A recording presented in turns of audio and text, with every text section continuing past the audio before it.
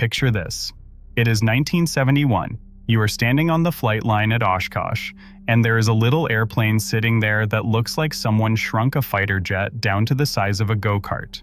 Retractable gear, a bubble canopy, the promise of 200 knots. And the guy selling it is telling you that you can build it in your garage in your spare time for about the price of a used car. Thousands of pilots believed him. Over 4,000 of them put down deposits before the year was even out. And here is the paradox that is going to drive this whole story. This airplane became one of the most ordered home-builts in aviation history, and almost nobody who paid for one ever got to fly it.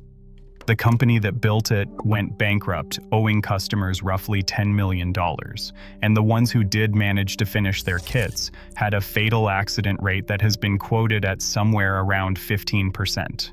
Not 15% of all flights ever logged. 15% of the airplanes that got finished eventually crashed and killed someone.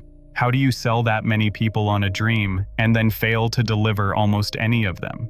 If you are into airplanes that promised the world and then quietly, or not so quietly, fell apart, you are in the right place.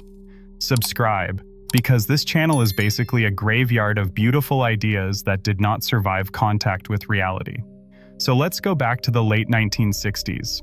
General aviation at this point is full of honest, simple home builds. Wood and fabric tail draggers. Things like the KR2. Slow, forgiving, cheapish, and about as exciting as a riding lawnmower. If you wanted speed, you bought a certified airplane, and that meant real money, 10 times what these kit guys were spending. Into that world walks Jim Bede. He was not a nobody. He had already designed the BD-1, which evolved into the AA-1 Yankee, a certified airplane that actually made it into production. So when Bede stood up at Oshkosh in 1971 with something that looked like a baby fighter jet, low wing, retractable gear, a metal monocoque fuselage, detachable wings you could tow behind your car, people paid attention. He was not some guy in a shed. He was a guy who had done this before. And the pitch was incredible. Around $400 down on a kit that would total roughly $2,000. In today's money, that is roughly a $2,700 deposit on a $14,000 airplane. 600 to 800 hours of work, basically a year or two of evenings and weekends, and you would have a 200-knot airplane in your garage. No factory jigs were needed, just hand tools and patience. Compare that to everything else on the market. Nothing else looked like this. Nothing else promised this kind of performance for this kind of money. Within months, Bede had taken in deposits from thousands of pilots. The dream sold faster than the airplane could be built, and that is where the first crack starts to show, because the airplane Bede was selling did not actually exist yet. Not in any form that could fly the way the brochure said it would. Here's where the paradox gets its teeth. The BD-5 looked like a fighter jet because, in a way, it was designed like one. Small, slippery, with the engine buried in the fuselage behind the pilot, right around the center of gravity. That's part of what made it so fast and so light, but it's also what made it so dangerous, because the whole airplane lived inside a razor-thin center of gravity envelope. Move the CG even slightly aft, and the airplane gets twitchy. Move it too far forward and you can't flare on landing. Add fuel, add a slightly heavier pilot, add some baggage, and you could be outside the envelope without realizing it. And then there's the thrust line. The engine sat mounted high above the center of gravity. That meant under power, the thrust line pushed the nose down. So if the engine quit, and on this airplane it quit a lot, the sudden loss of thrust caused the nose to pitch up, right when you least wanted it to. That's the exact moment a stall becomes most likely, at the exact moment you have the least altitude to recover. So you've got an airplane that's aerodynamically demanding even when everything's working. And the thing that was supposed to make it work, the engine, was the one piece of the puzzle Bede never actually solved. When Bede flew the first prototype in September 1971, it didn't fly anything like the brochure suggested. It was pitch-sensitive, unstable in roll, generally a handful. It took until May 1972, more than a year after he'd started taking deposits, before he got a complete test flight. And during that flight, the engine quit mid-air. The engine was the BD-5's original sin. Bede needed something in the 60 to 70 horsepower range, light enough and compact enough to fit in that tiny fuselage, and cheap enough to keep the kit price down. That combination basically didn't exist off the shelf. What he landed on was a 650 cubic centimeter Hearth engine, adapted from a snowmobile. Lightweight, compact, easy to get hold of, and almost completely unsuited to running continuously in an airplane. Cooling problems, vibration, reliability that was, charitably, inconsistent. In 1972, Bede staged a demo flight for FAA officials, the kind of flight meant to get the airplane cleared to display at Oshkosh. The engine quit. Cold. The test pilot managed to dead stick it down safely, but the FAA refused to issue a display permit. The BD-5's reputation for being temperamental was sealed before most customers had even opened their crates. By this point, the program had outgrown what Bede could run himself, and in March 1972, he brought in a young engineer named Bert Rutan to run the flight test department, with Les Bervin as chief test pilot. Rutan would later sum up what he walked into with a line that's stuck around in general aviation circles ever since. It was a beautiful little airplane, but engineering-wise, it was a mess. That's not a hostile outsider talking. That's the guy who spent 2 years trying to fix it. And to Rutan's credit, a lot did get fixed.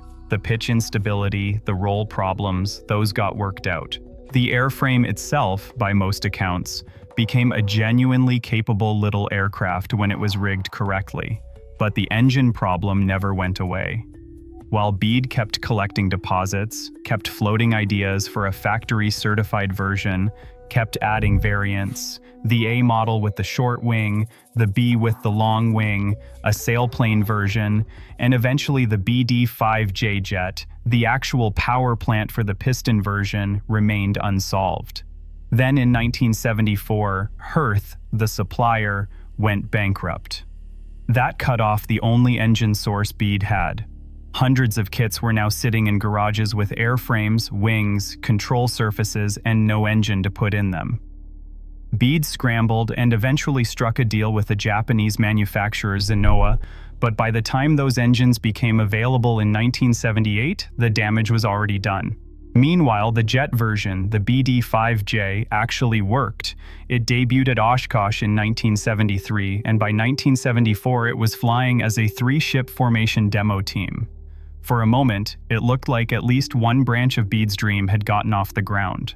But that success was happening in parallel with the piston program quietly running out of road. By 1979, Bede aircraft was finished. Bankrupt. And here is the number that should stop you. By some counts, over 5,000 kits or sets of plans had been sold, with around 12,000 orders taken for the proposed certified version that never existed. Of the people who had sent in money, north of 3,000 had actually received some portion of a kit. And out of all of that, out of thousands of paid orders, only a few hundred BD-5s were ever actually completed and flown. A few hundred, out of thousands.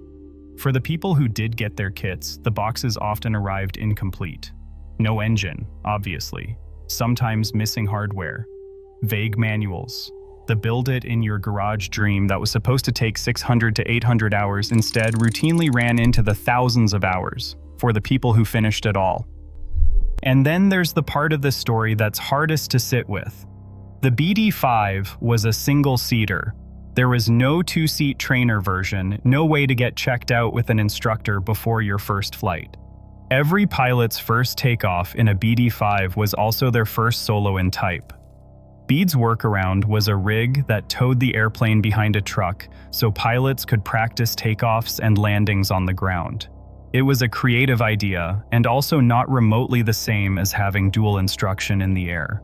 Combine a razor-thin center of gravity envelope, a pitch-up tendency on engine failure, home-built quality variance in rigging and weight distribution, engines that were often improvised by builders themselves after the factory supply collapsed, and a complete lack of any way to learn the airplane before you were alone in it. Of the first 4 home-built BD-5As, 3 crashed on takeoff and killed their builders. The fourth crashed on its first landing. That 15% figure, the one I mentioned at the start, gets quoted a lot in connection with the BD-5's overall fatal accident rate among completed aircraft.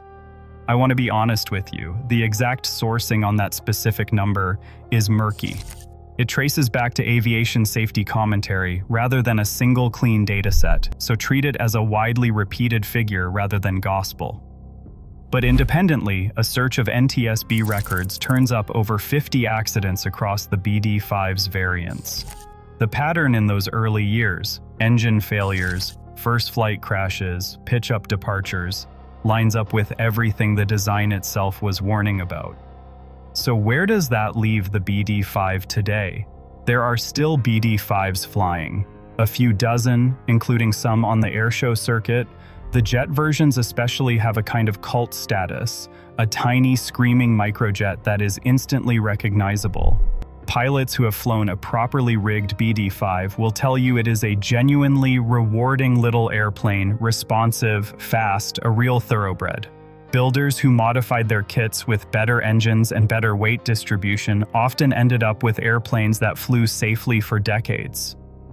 But that is also exactly the problem with judging the BD-5 by the ones that survived. The story is not really about the few hundred airplanes that got finished and flown well.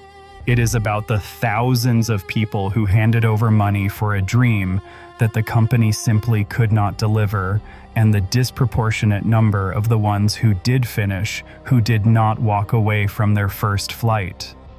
Was the BD-5 a great design that got crushed by an impossible business plan? Or was it always a sales pitch wearing an airplane's shape? I think the honest answer is that it was both at once. And that is exactly why it is still talked about more than 50 years later with this strange mix of admiration and unease.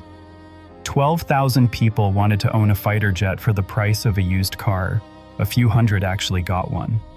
What does that tell you about what people are willing to believe when the dream is good enough?